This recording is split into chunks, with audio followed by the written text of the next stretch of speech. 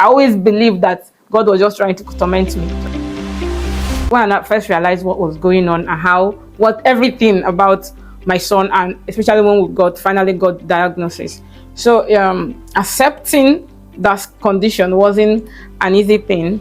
At first I kept believing that this will all pass, this just for a while. Even my husband, even before we went for this diagnosis, my husband actually was just believing that just normal speech delay, that my son will talk. Just don't worry, it's coming, he's going to talk, and another thing is that my son, sometimes my son will say one word, like once in a while he will say one thing.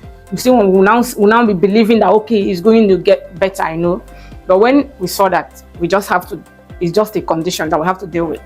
It wasn't easy for me. I know I cried a lot. I kept asking questions, you always ask God, why me? One thing is, most of the time when we hear stories about things or we see people around, things happen to people, you never believe, you never imagine that it would come to you. It's always, God forbid, it won't be my portion. But then when you now see that it is your portion, when you now see the thing like happening to you, you now be wondering how on earth did it even happen to me? No mother ever gets pregnant and even imagines what if she ends up having an autistic child. You won't even ever imagine that. But then by the time you see it done, what will you do? I just like I said before, I always believed that God was just trying to torment me, or just tormenting. I would say, why does God want to punish me? For which type of sin did I do that other people did not do, that is now my own, that will now make that God will now want to carry all the burden and come and put on me, I think the most important thing when it comes to dealing with a child with autism or a child with disability, the most important thing that is needed in the family is support from each of the partners or spouses, So I've been able to go through all this thing and get to the success level I've gotten to now because my husband has always been supportive. We are doing all these things together, going through it together, and there's harmony in the family. That's the most important thing. My first son has always had problem with feeding since he was little. Since he became 1 year old, we've noticed that his tongue movement is very limited, and because of it, it affected his speech, it affected his feeding, and he doesn't know how to chew. Even until now, he doesn't really chew well. He has learned to chew actually, though, but feeding is still a lot of work. Anytime my son has to eat now, someone must sit down there and be prompting him. He would stay on that food for now. Now that he has improved, though, my son will take at least 1 hour, 1 to 2 hours to finish eating. Each time he has to eat anything.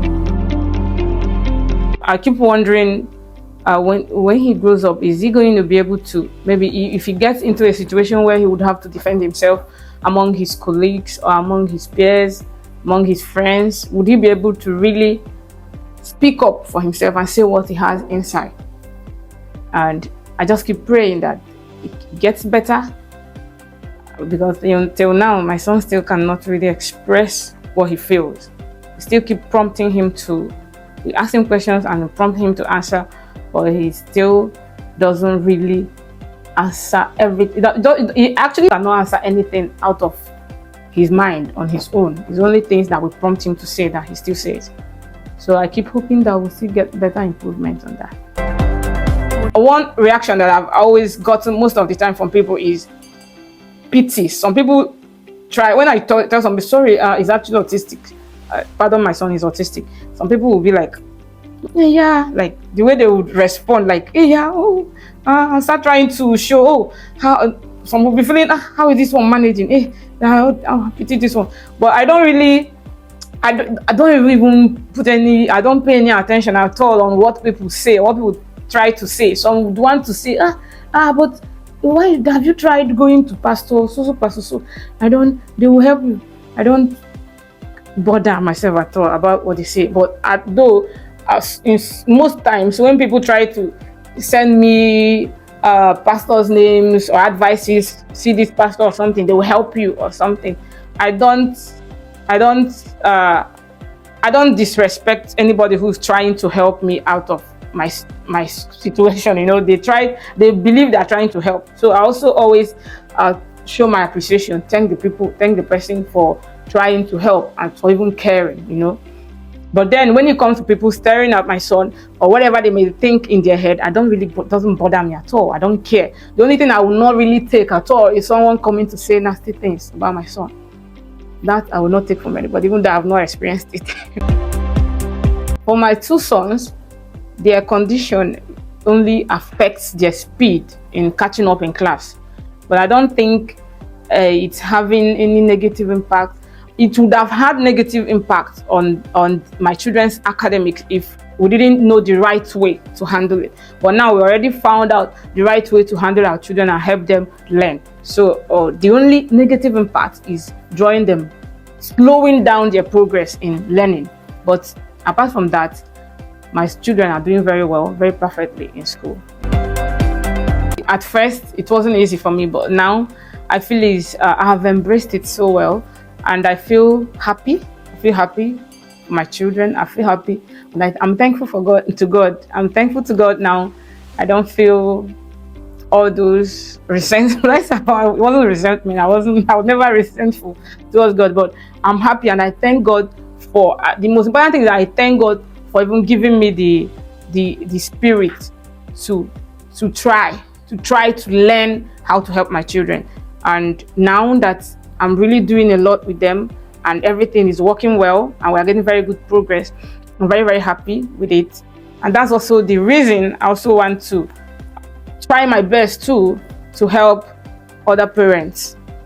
That's why I started the awareness I'm doing now on Instagram and Facebook, and even this foundation. I started a new foundation too that I also want to go through the foundation. I also want to spread the news and also coach moms and teach moms how they can actually help their children too and get better.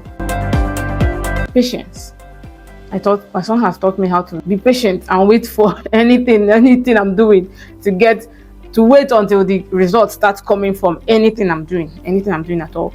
And again, another thing that my son's condition has taught me too is my son has made me, this autism journey has actually made me to start thinking of life in another dimension. It has also helped me to think of building a career in childcare, special needs childcare.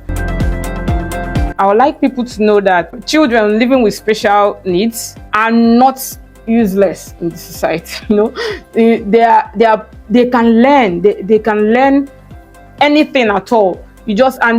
Children. Okay, first of all, why I say they are not useless in society is because I've heard a lot of speculations about how people place people, not even just hearing. I've actually seen it when we were little, when we were growing up. And also remember once when my sister told one of her friends that I have a child, an autistic child. The person was actually trying to sympathize with my sister, telling her, "Oh my God, oh sorry, and these people, people like this don't really do well in school. And most times you just leave them to grow up. When they grow up, you now find something, maybe some handwork to teach them and everything." So I didn't even feel bad when I heard what the lady said, because that's actually what we felt when we were little, So we need people in our society, in our environment, to understand that people with special needs are not useless. The progress we're getting from our therapy, when I see how much progress we're getting, I get more motivated to keep carrying on and going for my son. He pays attention to details. He's someone that would sit down, and when my son looks at anything you're showing him, he thinks of that thing in the deep. He thinks of that thing very deeply, not in the surface at all. It's even always very difficult for us to understand how he pictures things. So I believe that my son has that creative ability that would make him do inventions, do a lot of things in the future when he grows up. They should not leave their children in denial. One bad thing for us to parents to do is keeping our children in denial. When we even see, once you have seen that there's a difference in your child, there's something your child is not doing right. Even if you don't, I always say, some people just don't want people to say, my child has autism. They just don't want people to mention that. So even if you don't want people to say, even if you don't want to just mention it out, but one thing I can tell you that as a parent, try to find ways, try to study, make researches, ask questions about how to help your child to learn, how to teach your child.